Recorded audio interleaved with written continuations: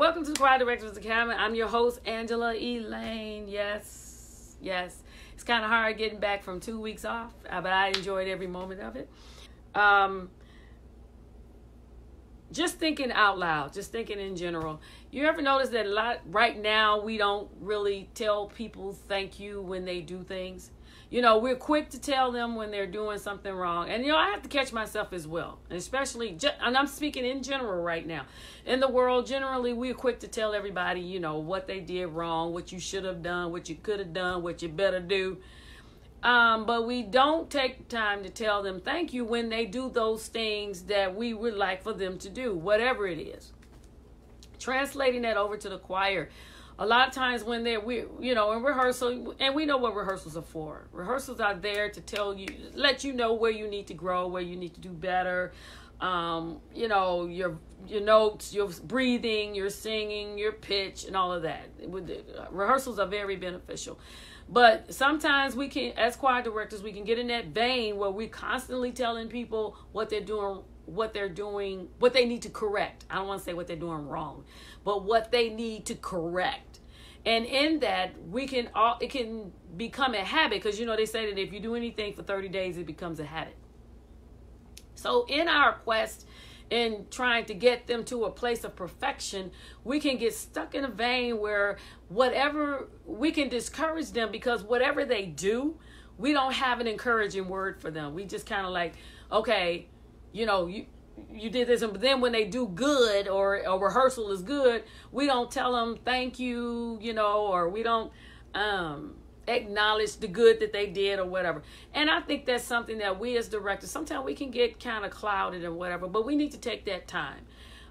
Myself, as even with my own choir and also with the jurisdictional choir that I assisting my bishop in managing, I make it my business to tell them thank you for showing up. Thank you for singing. Thank you for directing. Thank you for playing. Thank you. You know, and a lot of times people just want, thank you really goes a long ways. It really does. And that's something that we need to do. But first of all, it was just a couple of little things that I wrote down that why we need to tell the choir thank you. First of all, we need to remember that those that are in the choir are volunteers. They are not getting paid. Neither are we. Well, okay, some of us are not on payroll. But as a rule of thumb, your choir members are volunteers. Okay? You have to understand that they have a choice to be in this choir. It's not mandated. It's not required. To be in the choir is not a requirement to get to heaven. It's not a requirement to be saved. So you need to understand that when you're dealing with them, thank them, because they can easily just walk away and you're standing there with nobody. Okay? So we want to kind of keep that in mind, encourage them and tell them thank you. You know, thanks for coming out. I tell mine when we come to choir rehearsal, I had to learn that. Tell them thank you for coming to choir rehearsal. Appreciate them. You know, you can't pay everybody. You may not be able to celebrate everybody's birthday because you don't know it, but just a simple thank you. And a lot of times with people, that's all they want. You to say thank you. Let them know when you tell them that you appreciate what they do. You know, you sang today, you know, sometimes we have them, we rehearse, and they get up on Sunday morning and they sound like they never heard anything that you said. And you know what? That's the hardest time to tell them thank you. I appreciate y'all. You know, it is. It took a long time before I got to that point where even when they mess up bad, that I tell them, you know what, y'all, I appreciate you. You made me mad today because y'all just messed that song up. But I appreciate you. And, you know, and a lot of times they have to laugh, I'm so sorry. I'm so sorry. I know I messed up. I'm sorry. My bad. Yeah, but I appreciate you. You know, you got up there, all y'all was on one accord and you messed up. But it's all right. It's all right. I love you anyway. But I appreciate you.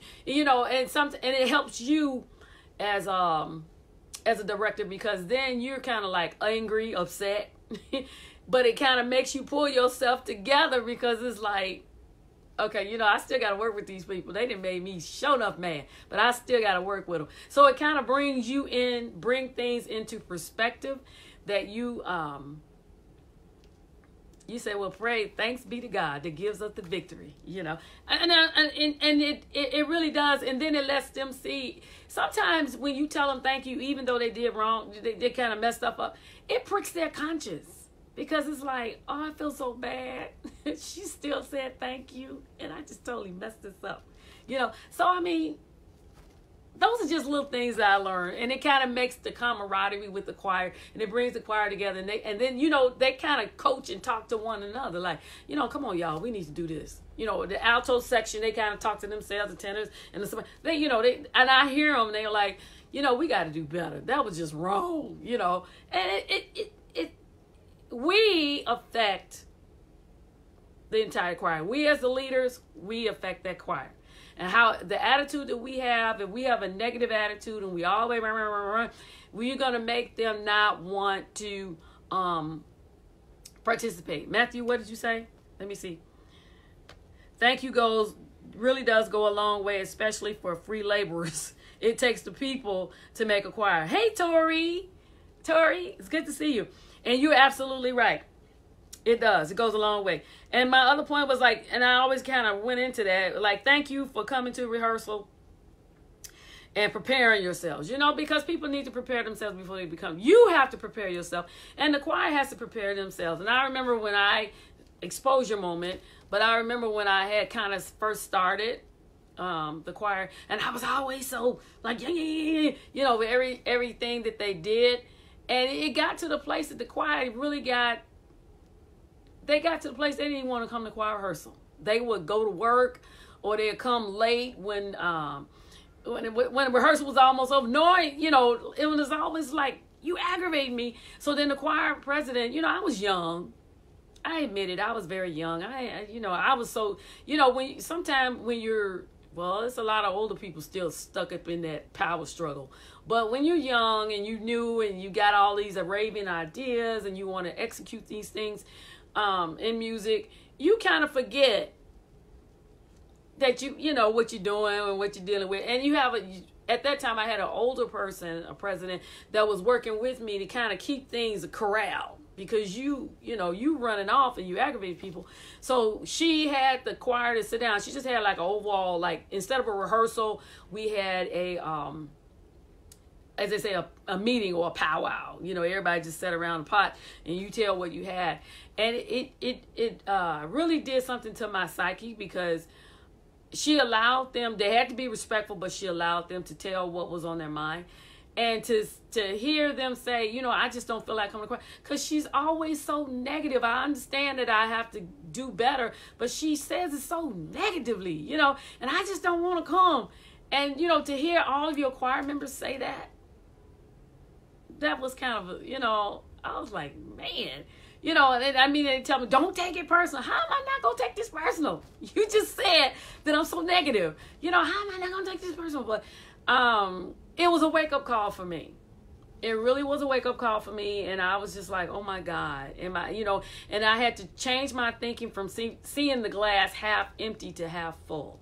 Because at the rate I was going, I wasn't going to have nobody to sing, and I had to learn to thank them for the rehearsals, change my attitude, and thank them even when they messed up, to tell them thank you, and just embrace them and keep on going, like, hey, you know what, we fell off the donkey this time, we'll get back on them and ride next week, and all the time I'm upset, but I had to learn not to change my thought, because you want people to enjoy. And choir members beget choir members. If you have a group and they have a good time when they come, they're going to tell other people, and then other folks will join the choir and say, I want to be in there, we have a good time, man, this is what happened.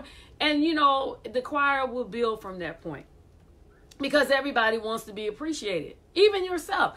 You like for the choir member to say, I thank God for what you've done. I thank you for your dedication. I thank you for, and don't just wait till the appreciation time to tell me that, or tell them that. You tell them all the time. I appreciate what you're doing. You're doing a good job. I know you got to do better, but you're doing good with what you're doing. Next, When you tell them thank you, that builds a relationship. Remember, we had the guest like maybe last month sometime, and Uncle Ron Barrett, and he was talking about how you have to build a relationship with your choir. That when people are in your choir, you should be able to look at them and know that something is wrong. I may not get all into your business because there's too many people to try to do that, but I should be able to sense something in the spirit that something is wrong. And if I can't help you, if you don't want to talk about can't help you, then I should at least call a prayer and we can all pray for you to help you get past that point. You know, so it builds relationship. And when you have choir members that you love them and they love you, they will always do their best to sing, even though they know they're singing for God, but they still looking at you. You are the point person that is in front of them, and that's who they're following. And anybody, I mean, we all like that. If somebody appoints you to a role, you want to do your best. You want things to come out right. You want it to be done in an efficient manner. So in building a relationship, you also need to have a respect level. Me personally, when I'm dealing with my choir members, I always put a handle on their name. They put a handle on mine. Handle is not like calling somebody old, but it just builds a respect. You know, even my young people, I call them brother or miss or mister.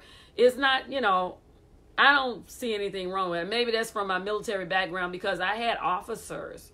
I was an officer, but then I had officers in ROTC that were higher than me. They were younger than me, but they were higher than me because I came into the battalion after some of them. And, you know, I had to say, yes, sir, yes, ma'am. I mean, it's just a way of respect. And when you build respect with people, respect commands respect. And, you know, you always got those people that are wary. You just have to pray for them and keep moving. But basically, when you have a relationship you build a relationship with your choir, you build a camaraderie, you build respect in them. And when they have that, they take the time and they will always do their best. They will always have your back. And that's the best feeling. Oh my God. When you're working with a group of people and they're singing and your choir has your back. They know when you ask them to be there, they're there. When you ask them to, whatever you come up with, if you need an offering or whatever, they're there. That's the best feeling, to be leading a team that has your back. Also, thank you builds self-esteem and cohesiveness in the group. There, you know, we have all kinds of people in the choir. People and people are in the choir for all types of reasons. But it builds people up. There are a lot of people that we have in our choir and in society as a whole who feel unappreciated. They do. They feel unappreciated. And some of them are in the choir. And as a director, you need to be able to, you know, and you thanking them and appreciating them, you building them up on the inside. You telling them that they have value. You know, we have so much going on in the world, and we'll be surprised how much the world is infiltrating us and causing us to think and to do things the way they do. The world really doesn't value life as they once did. Okay? So we, as the church, need to be the opposite of the world. And there was a time where we were like that. We built people up. We encouraged them. We lifted them up. Okay? But then we got into the point where we get to the point where we'll walk past somebody in the church and not speak. We'll do all these different things, and that's not how we're supposed to be. And we have all kinds of people in the choir, and we have to be able, no, we're not omnipresent, and no, we're not Jesus, but we're walking in the calling in which he gave us. Hey, Sister Jack. Yeah, oh, my girl. You know, I got that right. Hey, Emmanuel. But yeah, we do. And then it also breeds cohesiveness. People can tell when your choir is not together. They can just look at them. And you can put on all of the uniforms you want. You can do whatever. They can tell when that group is together. They can tell when the choir is at odds with the director. And when the choir members are at odds with each other. When they're at odds with the musicians. You can tell that. And the spirit, whatever spirit the director or directress has, will flow onto the department. And if you love what you do and you love people and all of that, it will work together. It will. it will work together. And, you know, a lot of people, like I said, they're looking for respect. They're looking for recognition. They're looking for, and all recognition is not negative. It's not, you know, well, I'm the big cheese and I'm, no, all of it is not there. But some people just want to be appreciated. They want to work in the church. They want to do things, but they also just want to just appreciate what I did. Just appreciating what I did. Thank you, Zier. Thank you. They just appreciate them, no matter how small it is. You know, I just appreciate everybody for what they do. Now, I do stand for what's right. You know, I don't let anybody, you know, run over me, and, you know, whatever I feel that you're trying to bully me, then I stand up. I stand up for anybody when I see that, because I don't like, that is not of God. You know, there's a way in which you deal with people. There's a way that you should approach people. There's a way you should conversate with people, whether they are above you or, you know, they're subordinate. There's just a way that you should address people. And one thing I learned about folks is that they can tell, no matter what you say, people can tell when you really love them. You can tell me all day long, I love you and whatever else. But something about your spirit lets me know when you communicate with me, when you talk to me, something about your spirit lets me know, no, you really don't. You saying it, but you really don't. And when you're talking with your choir members, be genuine with them, let them know. And I believe that there are some directors that are questionable, but as a whole, I believe most of us do have a heart for the people. We have a heart for the God, for the people, and for music. That's why you're doing what you're doing. Because I declare, if I didn't have a heart for music, I'd walk away from this. I walk away. But I love music, and also I know my word is my bond. Once I say I'm going to do something, you can rest assured I'm going to do it. Now, I might be a little late, 5 or 10 minutes late getting to wherever I tell you I'm going to be, but if I tell you I'm going to do something, you rest assured I'm going to do it, unless something else comes up. But one thing I know, if we don't thank people and encourage them, what you're telling them is that what they're doing is meaningless, you know, and that's hurtful. Kim, you're doing a great job. Thank you for this program. Thank you, Kim. I appreciate it. Everybody, thank you for what you're saying. I appreciate it. 2 thumbs. My brother used to do that. He was a real military man. He was a major in the Army. I don't know where I'm going. See, I just made me go to my brother. He's no longer with me. He was one of the commanders in the Iraqi Freedom War back in 2004. But he always did 2 thumbs up, and I do that all the time. That's a part of him that comes up in me. Thank you so very much. I appreciate that. If we don't acknowledge people for what they do, then you basically telling them that, you know, you're a non-person to me. You don't mean anything to me, you know. And like I said, society has kind of made the church go into that. Well, we don't even thank people unless you got a title, you know. And I find out that the non-titled people really are the ones that back you up the most. You know what I'm saying? The ones, you know, and not all of them, but a good portion of them that have the titles, they don't really support you. They'll be quick to tell you what to do, but they really don't support you like they should. Hey, Vansha, good to see you. But those who are without titles are the ones that really support you, and they really just, you know, or those that want to learn and grow. And I'm that kind of person. I want to learn and grow. And if I'm not learning and growing, then I'm going to move on. I'm just going to move on because I don't have time to waste. And when people appreciate you, they're telling you that you're valued. And all of us are valuable. It doesn't matter what your title is. I was valuable before I got all these titles. And sometimes you wish you hadn't got all these titles. But, you know, but we're all valuable, not just in God's sight, but we're valuable in each other's sight. We all need each other. And we all have to respect each other. And we all have to love one another and treat each other the way we need to be, we should treat one another. You know, if, you know, and hey, Mama Charlie, you know, I want to thank you so much. Thank you, Mama Charlie. We definitely all play a role. We do. Every role is important. the choir members are just as important as the director. Because if the director doesn't have any choir members, you just flapping your arms. Who you directing? You know, and sometimes we relegate the choir members like, you know, okay, they just singing in the choir. Oh, they're just an alto. They're just a soprano. No, they are very important to the group. And the directors, the musicians, everybody works together. And if you're a leader and you have other auxiliary leaders that work under you, you have to be careful how you deal with them. Now, sometimes we get upset and, you know, sometimes or whatever. That's fine. But even as a leader, when you're a leader and you have leaders working under you, you need to remember what it was like when you were working under somebody. You follow what I'm saying? Sometimes, and you know what? I'm deviating a little bit, but I'm gonna say this. One thing I know, you know, when we are coming up the chain and we get our little positions and we get our little titles, we have to remember. You should learn from the line that you went in.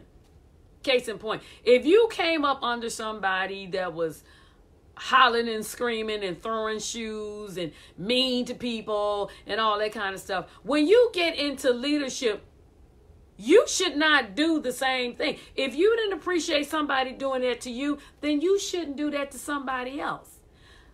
The things that I encountered as I went up the ladder, becoming a choir director, minister of music, jurisdictional minister of music, I noticed the things that people did around me, and I didn't appreciate it. I don't appreciate bullying. I don't appreciate nobody trying to twist me and make me do stuff.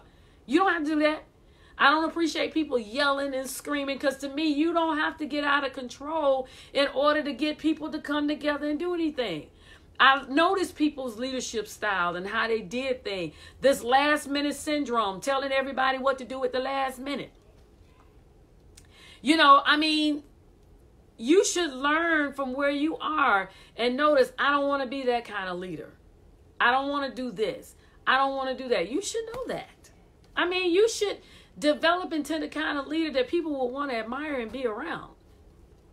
You know what I'm saying? I mean, if I don't, with the choir, I have different ideas and things that I desire to do. For my own choir, I'm doing things, and then I have other things that I do. And I take into consideration what I saw in the past. And what I saw, I don't want to do that. I'm just different. I just don't want to do that. I don't want to hurt nobody. But I do have an agenda that I need to follow in order to make things grow. And, you know, and in the process, I learned how to thank people and how to appreciate what they do. And we all should be evolved to better leaders. We all should. Hey, Danielle. Malachi. Hey, Malachi. How you doing? I'm just doing some shout outs right quick. Hey, Lady Carolyn. How you doing? Vansha said, unless you're a soloist, and even musicians have to be appreciated. All play a role. Lose your little toe and see how it affects the whole body. It's the same principle. Exactly. And what else you say, Vansha? Yelling at me definitely won't work like it did in the 80s. As you duly stated, we evolve but are still successful. Exactly. You have, as a leader, you have to evolve, and you learn from the past mistakes of other people, but then you also need to go forward. And sometimes, you know, sometimes some leaders are not cut out for certain things. And sometimes I see myself, I'm like, maybe I'm not cut out for certain things. But at the same time, I know that we're dealing with a different society. We different, that, you know, the way they were back in the day, you know, yelling and screaming at folks, that's not going to work today. And if you're a leader, you have to be careful how you talk to the leaders that come up under you, because everybody has some influence over somebody. And that doesn't mean that you do it in fear. No, that's not what I'm insinuating. But what I'm saying is that if you're leading somebody and you see that they are one of those, you know, each leader is different. There are some people who are in a pocket and they're going to stay there forever. They really don't want to come up or do anything different. And then you have those who are really growing and who want to grow and do a lot of different things. Each person is different, and you have to be fair and honest, and you have to be secure within yourself. I don't even know why I went over that tangent. Y'all, I was just trying to tell you, make sure you thank your choir for what they do. And I just went off on something else. But definitely thank and appreciate everybody that works in your unit. Appreciate them. You may not be able to pay them, but just appreciate it. Hey, Linda, you just appreciate them for what they do. Okay, remember, everybody is a volunteer, including yourself. You are a volunteer, and when everybody understands that we're just volunteers and we're working together for the common good, things will go better. You know, we don't try to lord over anybody. That's what a lot of people try to do. You do what I say, you lord it. No, you can't do that. You can't do that, because you'll lose more trying to lord than you would if you just be nice. Because, you know, people can recognize the good in you. They can recognize when you are who you are. And a lot of people, you know, they want you to do a lot of different things, but you have to stick to your guns and do what God gave you to do. And know that whatever lesson he wants you to learn at that time, learn that lesson so that you can move on to higher and greater things. Dantre says, I always remember that choir members are volunteer singers in church. Exactly. You have to remember that. There was only one Dr. Mattie Moss Clark shoe toss. Amen. You got to say that right. And one time I was there when she threw the shoe. I don't know. That's back in the day when it was UNAC here in Chicago, and she was having a rehearsal. And I sat there and I don't know. I don't even know who. It wasn't me. I don't know who got out of tune or what. But all of a sudden we saw a shoe.